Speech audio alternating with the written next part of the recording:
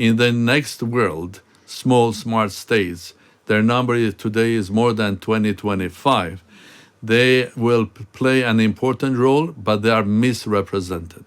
Right. So that's why the club that I am advocating now is not only a club.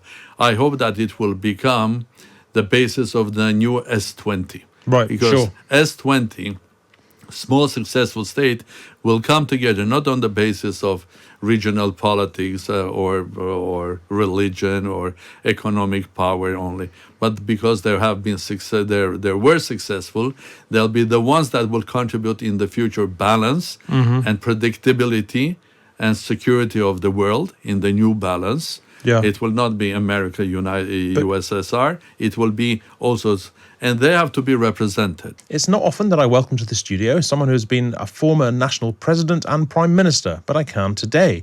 Armen Sarkissian is the scientist, diplomat, businessman, and former leader of Armenia, and he has written The Small States Club: How small smart states can save the world, in which he argues that small states can navigate the complex challenges of the 21st century in smarter ways than greater powers. This book is also part memoir and an insight into his country and its history. Armen Sarkissian, welcome to Times Radio and Merry Christmas. Well, thank you very much for the invitation, and I'm happy to be here. It's a great pleasure to have you. Let's dive right in. Tell me, why is smallness in terms of a nation? Why can that be seen as a strength rather than a weakness? Why? You know, Hugo, when I entered your building coming to this interview, on the ground floor, on the right side, there's a huge white wall and a big paragraph of text, and it starts with telling a story and then advice to you or to your colleagues or maybe to me how to tell a story. And the last sentence that I read there was amazing. It was because you have to see things differently and you have to think differently. Now, I think I'm trying to see things differently and to think differently because the world is changing and changing very fast. It has already changed. It's unrecognizable if you compare this world with the world 20, 30 years ago. And I have even a specific term that I've represented in many places, and I've written a new book, I'm writing it, called The Quantum Politics, basically showing that politics in 21st century, the way it will be run will be completely different than the one before. There are many changes in this world, starting from pandemics, climate change, you name it. But one of the things which is not much discussed is the rise of small. I think it's not difficult to prove to anybody that there are a lot of small and successful states worldwide, I think. If you take the index of e-government, the first 10, starting from Estonia, are small states. There are no big states. The index of benchmark of innovation, except United Kingdom and United States, all the others, be that Singapore, be that Switzerland, be that Sweden, are small states. I think even the governance side, the first 10 countries in the world that are run better than others are small states. I'm not speaking about GDP per capita. It starts with Luxembourg, Sweden, and goes to Switzerland and Singapore. People live there much better, if that's the indicator of that. I'm not speaking about the fact that the World Cup of football was in a very, very small state, which was Qatar, or a next door state, which is the United Arab Emirates. Is sending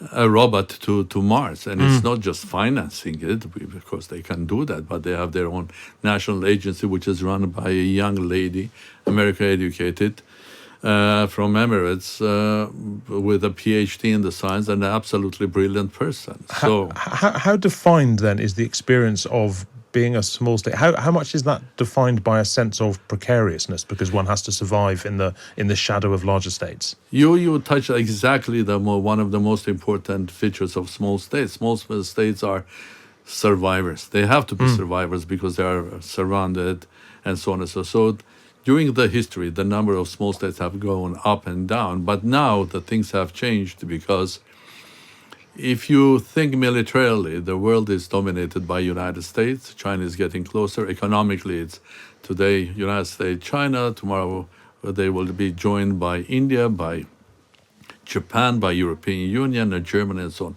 But there is a third dimension which is very, very important, and that's the dimension of of future indicator, I would say. Right. It's connected with new technology, new behavior, to see the things and to think differently, and also to act differently. Where a lot of small states, I call them small successful state, but small smart state, have learned how to use their own small or big advantages and become more and more important. In the future, of course, the dominance, be that military or economically, will be also connected with new technologies run by artificial intelligence, quantum computing, laser techniques, and so on and so forth.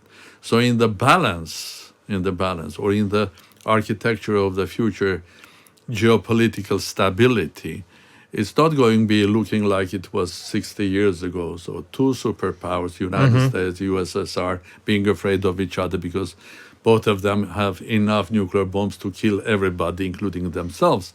But it will be basically balanced by the number of small states that will be as powerful per head or more, even more, in new technology, even military, which includes. Because there'll be no exclusivity in the new world in the future that United States and China will have the best artificial intelligence systems. No. Because there'll be a great It could be technological even leveling. all over the place, and it could be even individuals coming and creating huge power. Steve Jobs are not born yesterday. They will be born tomorrow as well. We're going to be talking later in the show about Ukraine. Now, we obviously can't call Ukraine a small state. Ukraine's a very big state by any measure, but it has been defined in its experience by living next to a much bigger state, which of course was Armenia's experience as well. What are the ways in which a smaller state needs to behave? The things a smaller state needs to learn and leverage in order to survive next to a state like Russia.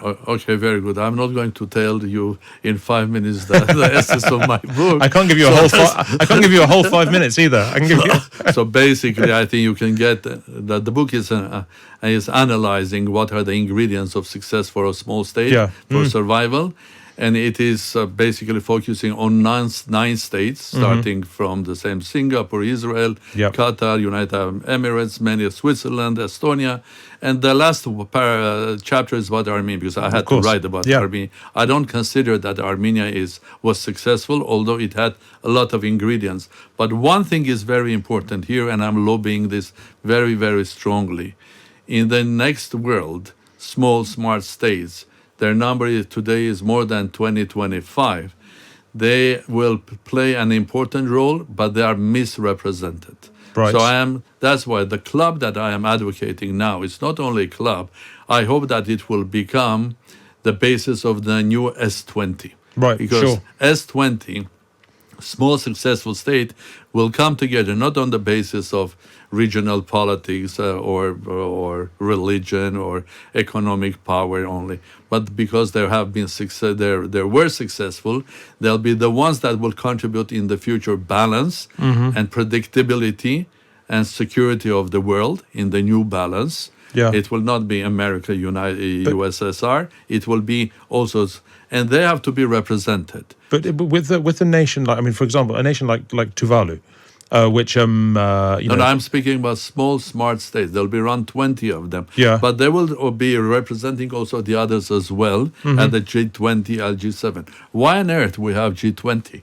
Well, but this is what I'm going to ask. A small state with a particular issue, somewhere like Tuvalu, are they better off being represented by a group of small states, or are they better off tying themselves to a big state who can sort of bully on their behalf? No, I think it will be. These are two different things. I think you cannot just say that are they better off if they are. Right, okay. These are not political alliances. This is a club, a school, a place that Tuvalu or any other small state can come and learn how to become successful and smart. Understood, How to learn from the success of Singapore, how to learn from the success of Switzerland, Ireland, or Sweden, or Israel, or whatever. What would you say then are the great commonalities between successful small states? Things that obviously they're very diverse places, but are there particular sort of strong, identifiable things that goes, this is how you make it work as a small state? So we have already identified one of them, which is they're all, you have to be great survivor,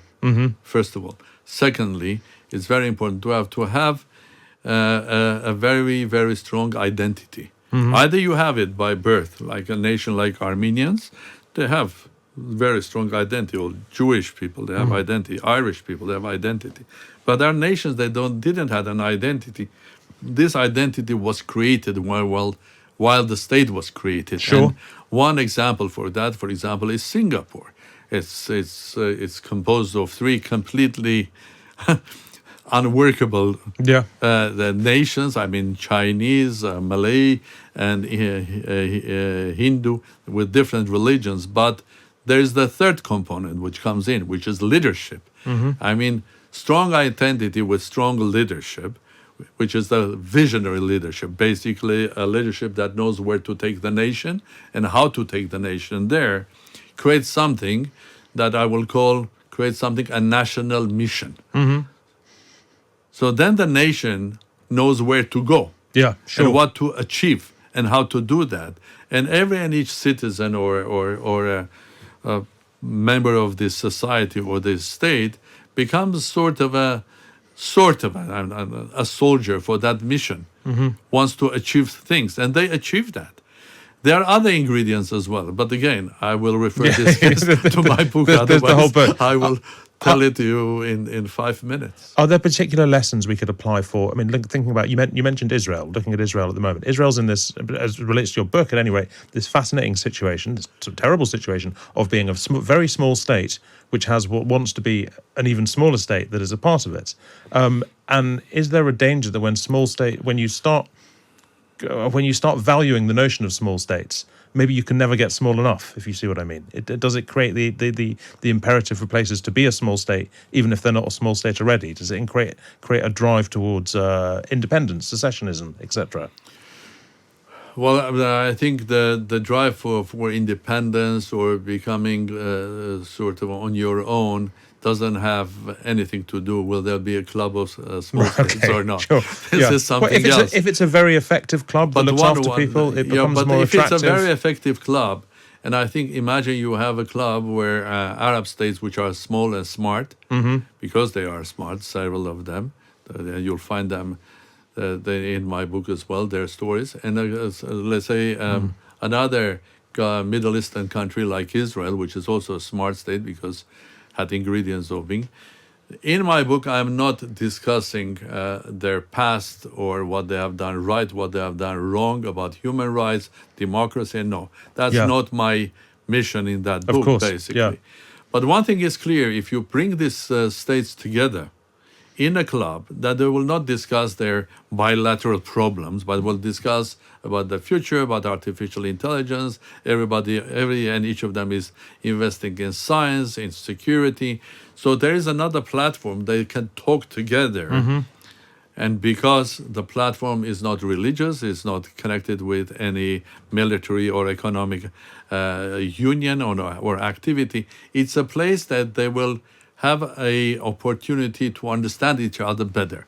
Imagine this club was there for another 10 years, and Israel and Arab states were part of them. And also in the meantime, also discussing the Palestinian-Israeli issue. I think we would have properly more chance to have today not a war situation and not the horrible killings and confrontation that has been happening all of this time. It's such a good idea, a club and a forum of small states. Why hasn't it happened already? Why it has not happened together? There were a couple of attempts. I mean, 30 or more years ago, Lee Kuan Yew, the founder of Singapore, tried to create inside the United Nations an organization.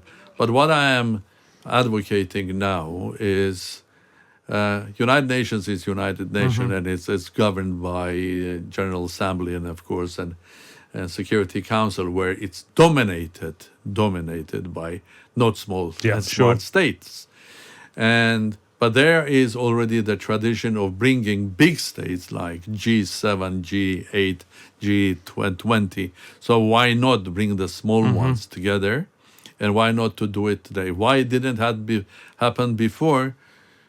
I don't know. Maybe, Maybe- other presidents or prime minister didn't enter your building to read the sentence. maybe- It's the time to think differently. Maybe because you hadn't written the book yet. Armen Sarkissian, thank you very much indeed. A real pleasure to speak to you.